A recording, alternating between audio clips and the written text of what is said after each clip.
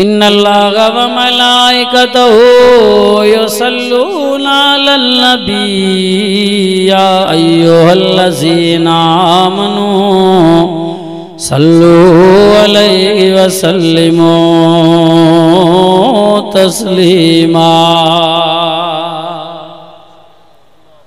सलात शरीफ बुलंद आवाज़।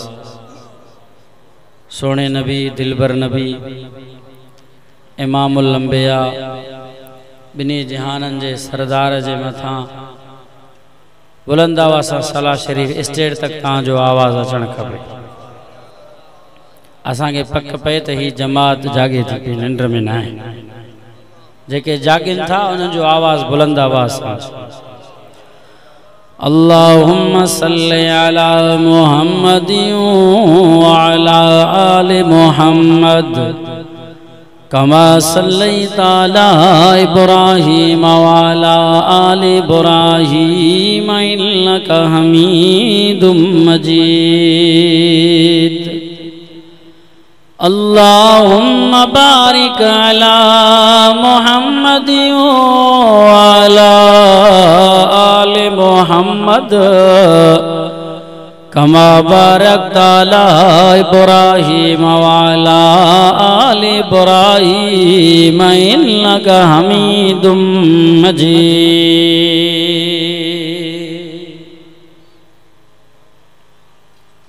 अल्हम्दुलिल्लाह, अज वारी प्यारी रात जुमातुल मुबारक जी बाबरकत रात आहे।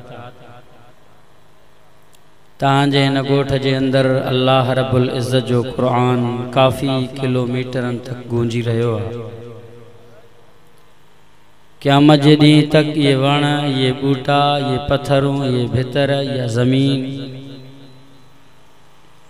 सब शाहिदी ऐं गवाही ॾेई करे चवंदा अल्लाह ही पक्का ऐं मोमिन, पक्का मुसलमान, क़ुरान जा दीवाना, सोहणे नबी सहाबा ऐं अहल बैत जा सच्चा आशिक, जिन पूरी रात सब्र सां, पूरी रात हिम्मत सां, हौसले सां तुंहिंजो कलाम ॿुधो हो, आलिमन जो दीदार ऐं ज़ियारतूं कयूं। वक़फ़े वक़फ़े सां जॾहिं क़ज़ाए हाजत जी ज़रूरत पवनि पई त वञनि पिया, मोटनि पिया, पाणी पीअण जे लाइ वरी वेहनि पिया। अल्लाह हिननि मैदान न छॾियो, हिननि आख़िरी घड़ी तक क़ुरान जो लॼ रखी करे उलमा इकरामनि सां साथ ॾिनो हो। रहमत जा फरिश्ता भी गवाह थी करे अल्लाह वटि गवाही ॾींदा आहिनि त क़यामत जे ॾींहुं माशर जे मैदान में ही क़ुरान भी हिन उम्मत जे लाइ सिफारिशी बणिजी करे गवाही ॾेई चए अल्लाह इन्हनि खे जन्नत अता फरमा। हथ मथे करे ख़बर पए त ही मुहब्बत सां वेठा आहिनि त मां भी मुहब्बत सां क़ुरान खोलियां, क़ुरान जूं लोलियूं ॾियां। अबा ही कहिड़ो महीनो आहे? इस्लामी साल जो इस्लामी पीरो पीरे महीनो जंहिंजो नालो मुहर्रमुल हराम आहे। अज शान शहीदन जो बयान थींदो, छो त इस्लाम में शहीद न आहे, हिकु शहीद न आहे, घणा शहीद आहिनि। पोइ असां कोशिश कंदासीं तव्हांजे तबियत जे मुताबिक़ इंशाअल्लाह उहा डोज़ वारी तव्हांखे गोरी खाराईंदासीं। वधिक हाई डोज न थी वञे, तव्हांजे सेहत जे लाइ ख़राबी न थी वञे। तव्हांजे हौसले सां, तव्हांजे हिम्मत सां, तव्हांजे तबियत जे मुताबिक़ इंशाअल्लाह तव्हांजे साम्हूं मां वक़्तु ॾींदो। जेकॾहिं तव्हां शहीदनि जी तारीफ़ ऐं शहीदनि खे ॾिसण चाहियो था त पोइ मूंसां गॾु मदीने हलो। मदीने जो मज़लूम, मस्जिद जे नबीअ जो शहीद, तोखे शहीद हज़रत मीर उमर फारूक आज़म नज़र ईंदो के न?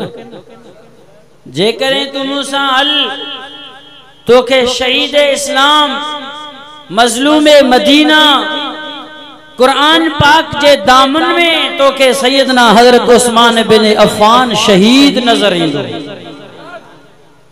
वरी मूसा गल उहद जे मैदान में हल तोखे नबी जो चाचो हजरत अमीर हमजा 11 टुकड़ा नजर ईंदो। आया मूसा अगते हल कूफे जे जामिया मस्जिद में हजरत शेरे खुदा अलीउल मुर्तजा रज़ी अल्लाह तआला अन्हु तोखे शहीद नजर ईंदो। तो करबे बला जे मैदान में 10 मुहर्रमुल हराम जे तारीख ते तोखे हजरत इमाम हुसैन पांजे भाइरन सा पुत्रन सा भाटरन सा गद शहीद नजर ईंदो। तो पहिरे मुहर्रमुल हराम जे तारीख ते हजरत मीर उमर जी शहादत नजर ईंदो। 18 ज़ुल्हज ते हजरत उस्मान बिन अफ़ान शहादत तोखे नजर। ये शहीद है इन जा वडा दास्तान हैं।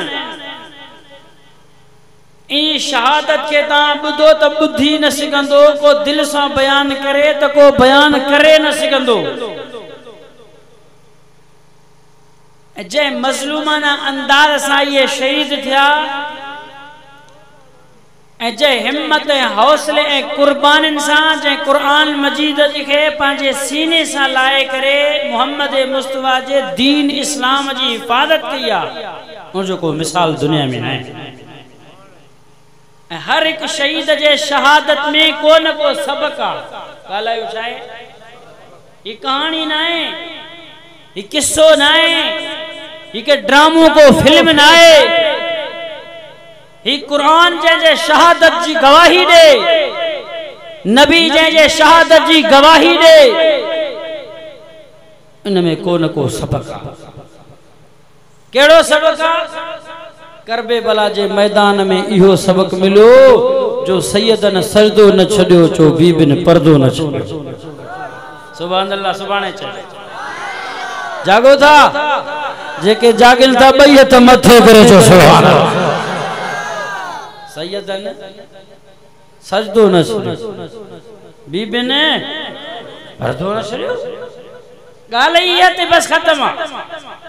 माना हजरत इमाम हुसैन रज़ियल्लाहु तआला शहादत जे वक्त में आखिरी घड़ी में सर धड़का धार थेस तो पियो तदी भी वो सर सजदे में कटाई। माना नमाज में नमाज जी रहमत बचड़ा शहीद थी विया सब जा सब। हजरत इमाम हुसैन से शहीद थियो।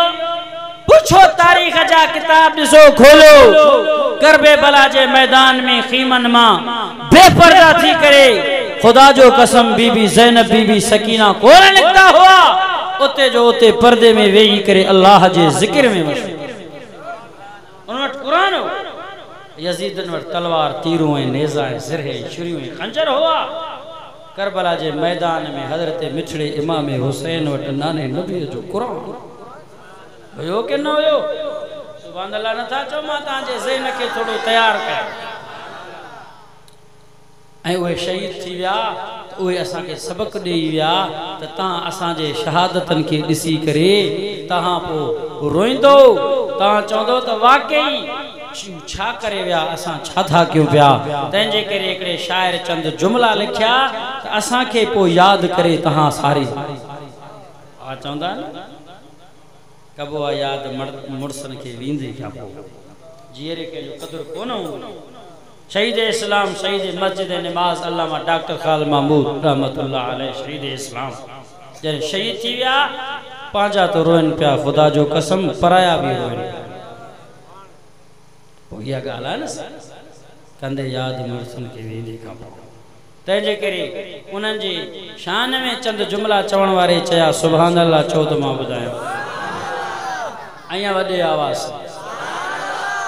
चे भुलाने से जो न भूले वो कहानी छोड़ जाऊंगा। भुलाण जड़ो आए करबला भुलाण जड़ो आए उहद भुलाण जड़ो आहे बदर भुलाण जड़ा आए खंदक नबी सल्लल्लाहु अलैहि वसल्लम जो हिजरत सहाबा जो शहादत।